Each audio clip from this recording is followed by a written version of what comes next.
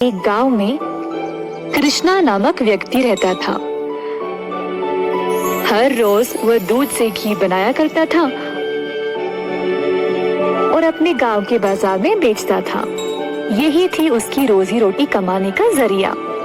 अपने शुद्ध और मजेदार घी के लिए कृष्णा बहुत मशहूर था। घी ले लो, शुद्ध देसी गाय का घी ले लो, घी ले लो, घी ले लो। एक दिन एक मिठाई वाला सुंदर ने कृष्णा को बुलाया और 1 किलो घी के लिए मांगा। कृष्णा गया उसके पास। कृष्णा भाई, मुझे 1 किलो घी चाहिए।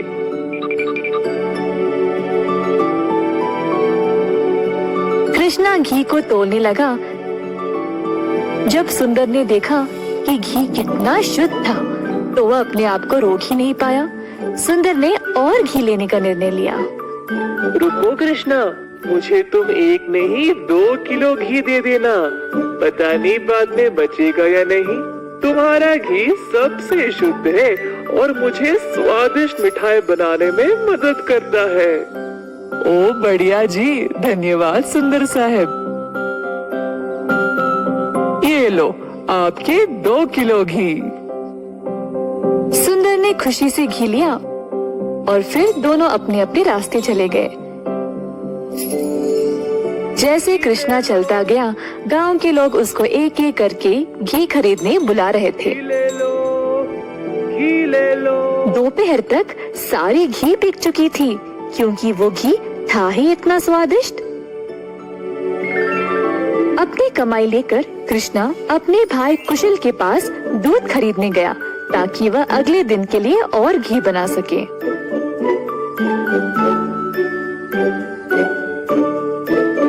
हर रोज कुशल देखता था कि उसका भाई बहुत घी बेचकर अच्छा पैसा कमा रहा था और उसका कारोबार दिन पे दिन और भी ज्यादा बढ़ने लगा।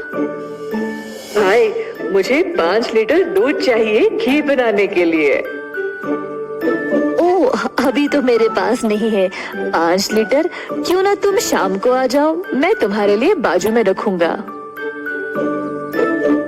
कृष्णा के निकलने के बाद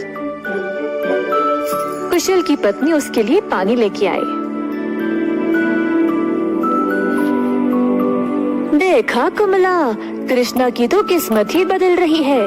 दोपहर में ही इसने सारी घी बेच डाली और दूध के लिए वापस आया था। आप तो सारा दूध इनको ही दे देते हो ना, क्यों ना इस बार आप दूध में थोड़ा सा पानी मिला के दो। इस तरह हम भी ज्यादा पैसा कमा सकते हैं। कुशल ने अपनी पत्नी की बात मान ली और शाम को जब वह गाय से दूध निकालने गया, तो उसने दूध में पानी डालकर कृष्णा के लिए बाजू में रखा। अब कुशल रोज यही करने लगा। धीरे धीरे वह पानी की मात्रा और भी बढ़ाने लगा। अब कृष्णा इस बात से अनजान समझ नहीं पाया कि उसकी घी की शुद्धता दिन पे दिन कम क्यों होती जा रही। इस वजह से उसके बहुत सारे ग्राहक भी कम होते गए। अब कृष्णा दूध की गुणवत्ता को जांचना चाहता था, तो उसने दही जमाया। जब दही जमा, तो उसने ऊपर इतना सारा पानी देखा। शायद गाय की सेहत ठीक नहीं है, इसीलिए अच्छा दूध नहीं दे रही होगी। मैं कुशल को ये बात बोलता हूँ। जब कृष्णा कुशल के घर गया, तो उसने अपने भाई और उसकी पत्नी को दूध में पानी मिलाते हुए देख लिया। अब उसको समझ आ गया कि उसकी घी की शुद्धता इतनी कम क्यों हो गई थी। ना जानते हुए कि वह क्या करे और बिना कुछ कहे कृष्णा वहां से निराश होकर चला गया। अब कृष्णा ने अपनी कमाई से 2 गाय खरीदे और खुद दूध निकालना शुरू किया। अब फिर से कृष्णा अच्छी वाली शुद्ध घी बनाने लगा। कृष्णा ने अपनी एक छोटी सी दुकान खोल ली, जहाँ पे वो शुद्ध देसी घी बेचने लगा। उसी समय सुंदर उसके पास आया और बोला, हाय कृष्णा, पिछले कुछ दिनों से घी कुछ ठीक नहीं है।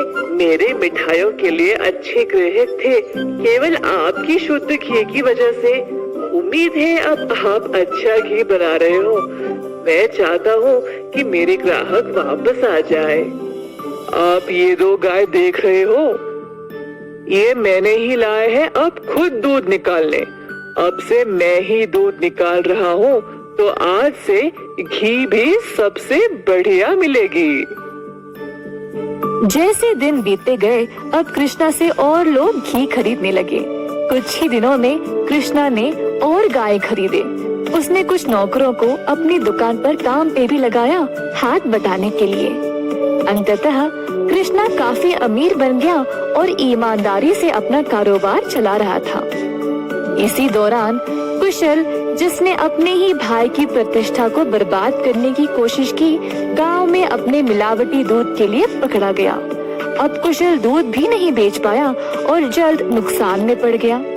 उसे समझ नहीं आया कि अब वह क्या करे। कुशल को अपनी गलती का एहसास हुआ और अपने भाई से माफी मांगने गया।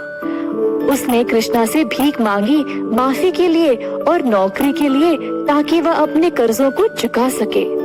दयालु कृष्णा ने तुरंत अपने भाई को क्षमा कर दिया और गायों और कामगार की देखरेख के लिए काम दे दिया। इस कहानी से हम ये सीखते हैं कि दिल से माफी मांगने वाले को माफ कर देना चाहिए और हमेशा एक अच्छी प्रतिष्ठा रखनी चाहिए।